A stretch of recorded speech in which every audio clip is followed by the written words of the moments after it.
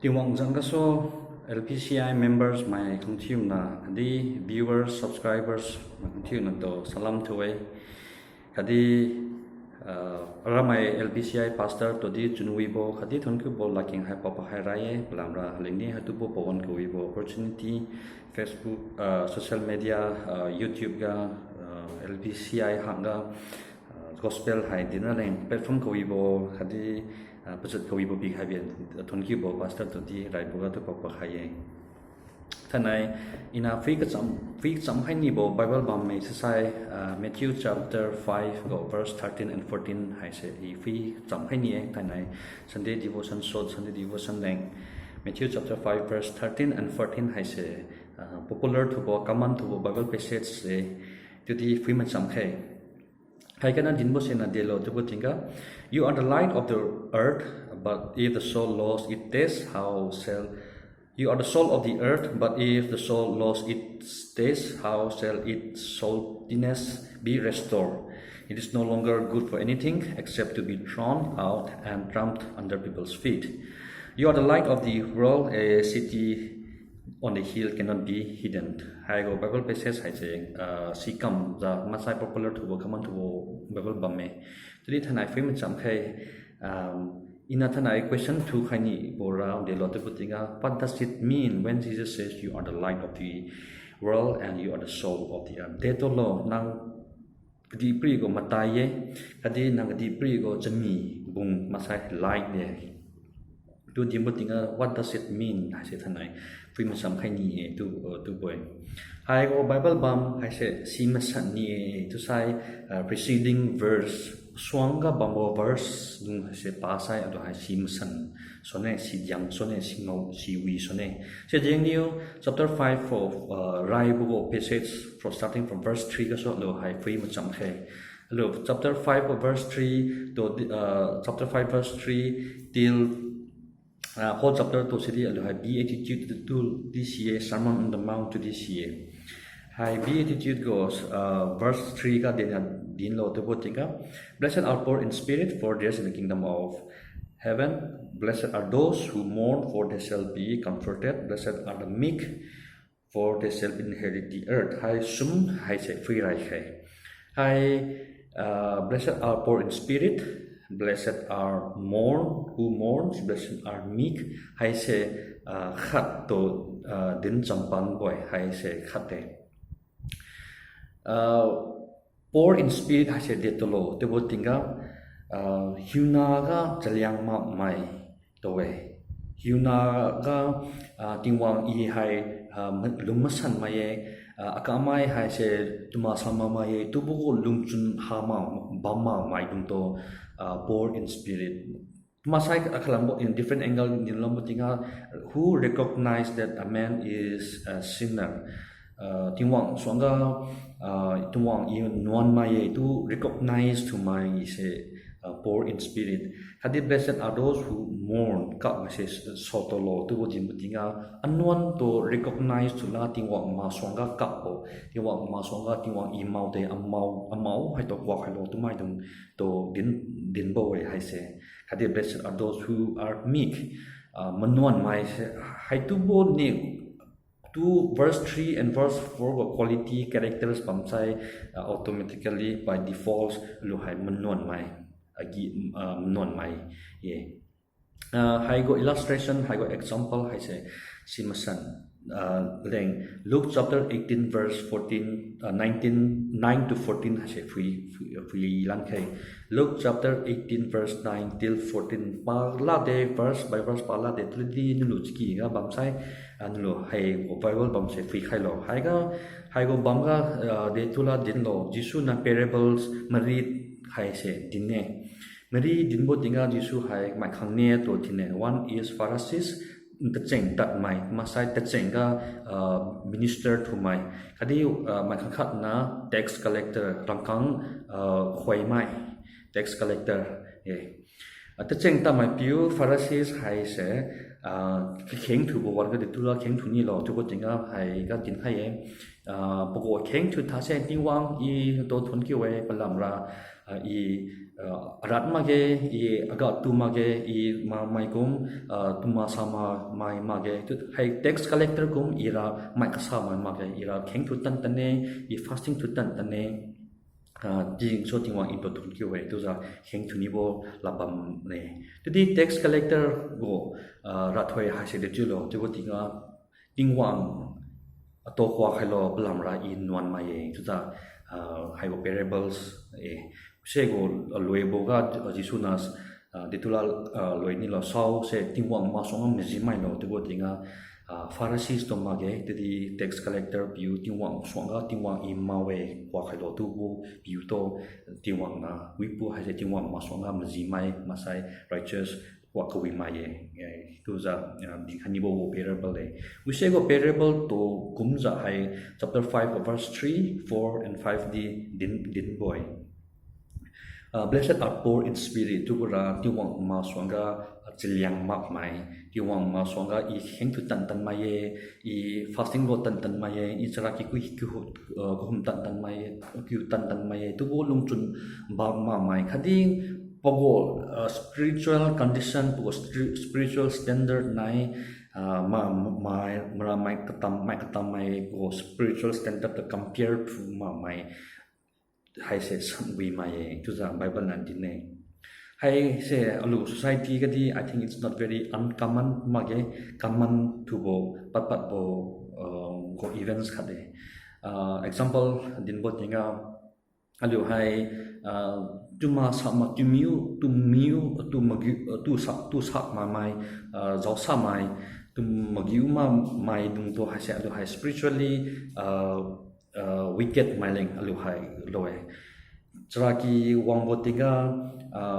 non mai hai se alu Liangmai masai khang Liangmai to hai alu hai se free kita compared to bo one di pat le from human point of view society point of view ka free ka sai tuma-sakma mai nai church kutan tan mai hai se ra difference ra pamde we mai sa mai ra ngopat le tudi tingwang ma swangara khang thiu na hai nang ibidi khang thiu na hai se non mai kam me se jeng niu hai ga dinbo verse 3 4 5 ga dinbo rambara hiuna ga iwibiye haipiu haisa biye hiuna ga ra i bible ka ti mai sai suiza i theologian khat sai suiza zau sakma hai se non mai tu bo comparison habo mai hai se san wi mai theologian bamta di pastor thu za bamta di tumasai ministry ta za bamta di tuma-sakma za bamta di tiwang ma songa khang khiu na hai non mai kam ge se ji ni tiwang ma songa wang hai manuan mai khadi tiwang to kwa khailo anwan leng ding so kha khailo tax collector kum tiwang i matun ma mai i swan mai non mai to kha khailo tumai dung hai se we se go lung chun pong mai dung hai se baba nan thi mu sen dilo to tinga sat wi mai tu ja dine verse 6 ga filam botinga blessed are those who hunger and thirst for righteousness for they shall be satisfied so kumai ka wi ten ni mai se tiwang na de dinlo Bible na dinlo san wi mai tu we jadi again filan kai san kawi ten ni mai hunger and thirst for righteousness kawi ten ni mai hai se de tolo thai go contemporary world 21st century ka filam tinga social media pa to tinga samai na dong hai kawi bo ten bo se ngau we so what is that purpose? What is the intention behind? Adong na kawi bo ten la social media post hu bo hai se dezeng na solo inam ning ago makum ga hai se to show off kawi bo ten to za len mai leng pate so the Bible na de din lo Matthew chapter 6 go verse 2 3 4 ga free ka sai de din lo English ka soto pa kaine Matthew chapter 6 verse 2 thus when you give to the needy sound no trumpet before you as the hypocrites do in the synagogues and in the street that they may be praised by others truly I say to you they have received their rewards verse 2 na di musina nang kawi bo ten ne decide kaha mai dung lai pi ni tu sai marmai to pi len khai dro marmai to swanga pi dro hypocrites pretenders mai kumra tu dro blam ra hatu ne tu sai ngau bo one ka said that is their rewards. So the verse 3 kasi nante Jesus na dedi kalan lo. But when you give to the needy, do not let your left hand knows what your right hand is doing, so that your giving may be in secret, and your Father who is in secret will reward you. Nang kawibo pine sai nogo left hand na tenmo se right hand pisi kaidro. So sai secretly tenmo tinga tingwang na to kadam hai khara boy so that dine hai wa dinkhai ni ina din ni ra kawibo ten khai jadi kawibo ten bo ko purpose hai se kamai na go praise lo ni jing so ten ni ma khai kamai na go applause lo ni jing so ten ni ma khai jadi lung chun ma san za mai to kha hai ni wo lung chun with sincerity with sincere heart ten khai tu za I khai ga tu din khai ni I arona makza tu di Bible nanti hai tu bo lungchun kawi bo teni bo kalungchun masan la kawi bo teni bo mai to se sanwi mai tu za Bible nanti tu din khai. Verse 7, blessed are the merciful, for they shall receive mercy. Lung sa si mai kwa hai si mai tu za ma merciful. Merciful to my hai se sanwi mai. The term merciful, mercy hai se kingwi is a sweet kingwi bola kenge. Jadi ten pat boga ten pa bo ten kung bo lap bam khatde hai se. Salah itu no to raumai no go enemies no to minam tu hamai no to betray to my tung to se mercy. The word mercy se we say apply to hai bol. To Haibo term, that's where you are to apply the term mercy. Nato kumai dung to tumasai nanai friend to my dung to mercy se we say that mercy apply to lage. We say that mercy has in mage. We say that's not real mercy. Jadi mercy has say nato betray to my, nato minam to my, nato cheat to my, nato wrong ways got boost to Haimai dung to kwa hai la kwa hai lo lam we say that we go in those areas ago Liangmai hai tina wang tang la bi de in those areas the word mercy has applied to lo lamme. So to the Bible na din mo se hai tu mai dung to se tingwana din mo se dilo tu tinga san wi mai. Those are the people who are blessed. Blessed are the merciful. Ma to kwa hai si mai, I go enemy, I go to kwa hai si mai to hai se. San wi mai to jadi dinai. Kalau mo tinga verse 8, blessed are the pure in heart, for they shall see God. Kulungchun masan mai dung hai se san wi mai plam na timon to dung hai ngau ne chu sa Bible na di hai ga verse 8 ka tu din kala ne pure in heart hai se di again king we let us have pure heart chulungchun masan khoi tu se king we example again very difficult to apply to kungbo kenpa kungbo la kenge. For example dinkhai sa to nang kang begeng bambo wanga Wiki tat pat bo wanga rangkang sangkhat nang khoi tau so wiki ga kai haibam la nang khoi tau de as timon phon ki we ana le bajeng khabam bo wanga na le sangkhat ti haibo nang phon ki we tu janam chun wi de so the few step ta pat bo tinga tampe mai khang kha na wala as na pio haiga rangkang kai haibo ngomai ngoma lo tu din mo tinga nang de boka ra la I de boka ra la free hello to condition se free hello rangkang hai se nang di begin bam boy nang di it's very needed nang di emergency bam de so the unfortunately that money doesn't belongs to you no go ma ke to di tampe pui kha tawang la anna pio nang hai ga rangkang kai hai bong ngoma lo if you are not pure in heart sa as ngoma ke sima ke to ja tabam jai but if you are pure in heart although now pure heart ne sai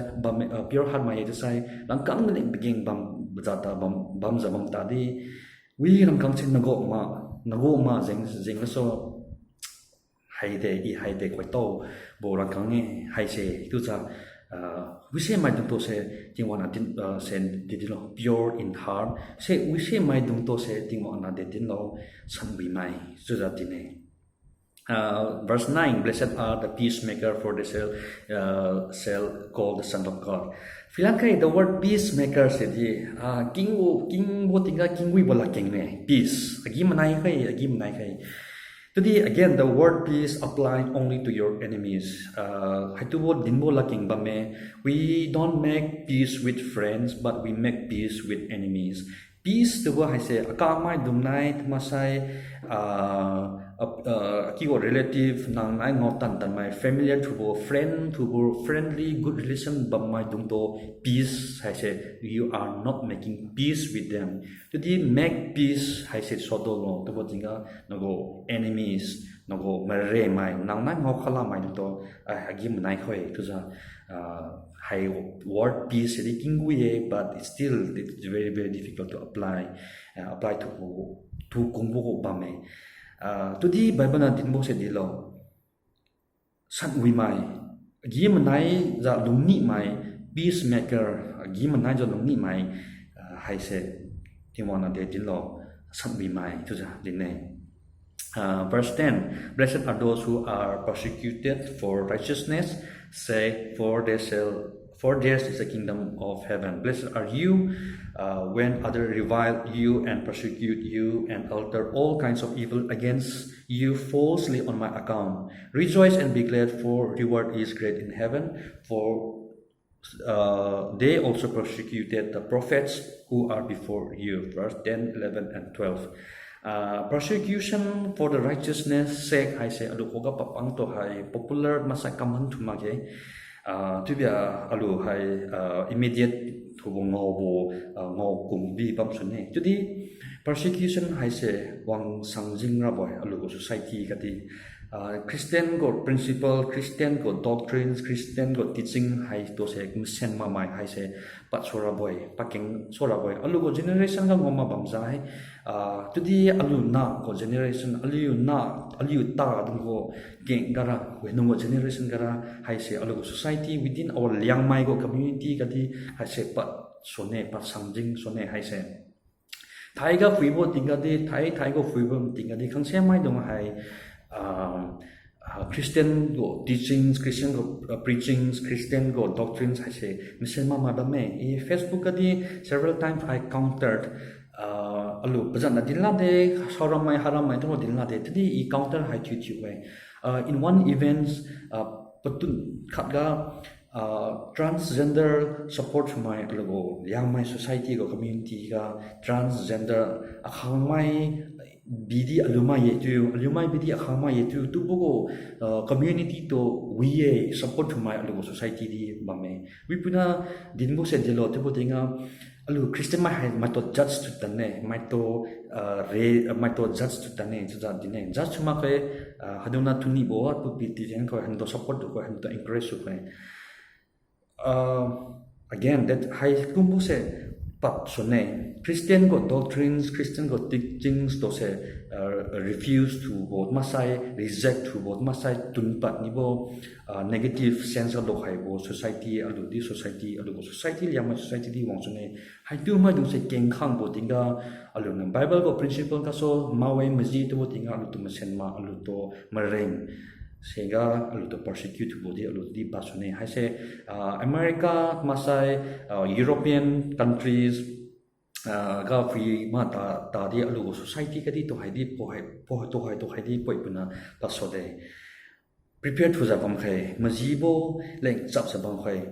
tudi haiga Bible na jisu na dimbo se kawi bo aleng agu gospel leng jing so persecute to my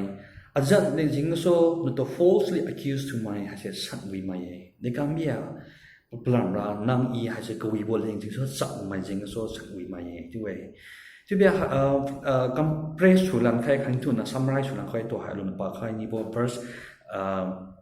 3 kaso verse 12 katang pa Haibo haidung se blessed are those san we mai dung tubo dung se de dung lo tubo tinga Bible na dinkhai bo san we mai dung hai se lungwi sing khiu mai dung to san we mai to za koma ke ariak si mai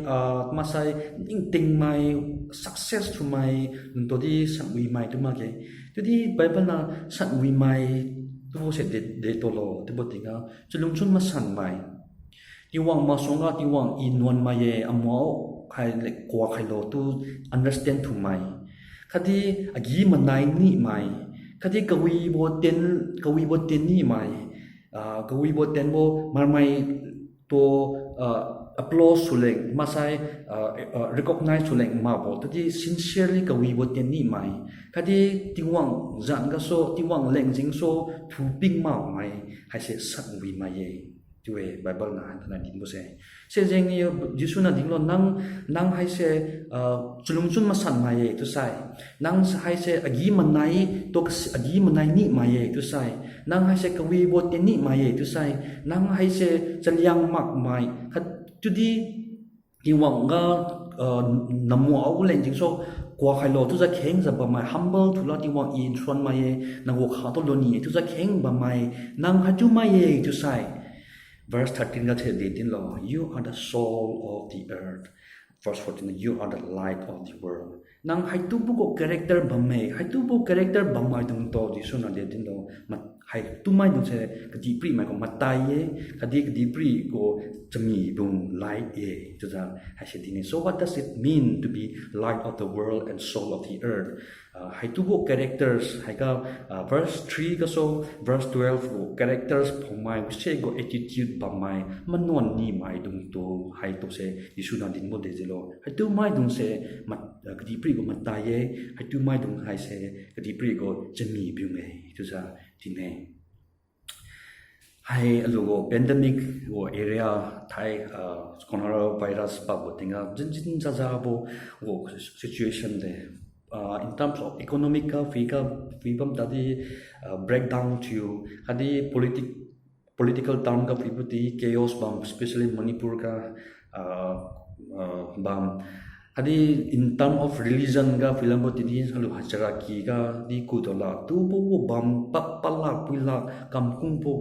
bam financially crisis bambo kadi religiously fully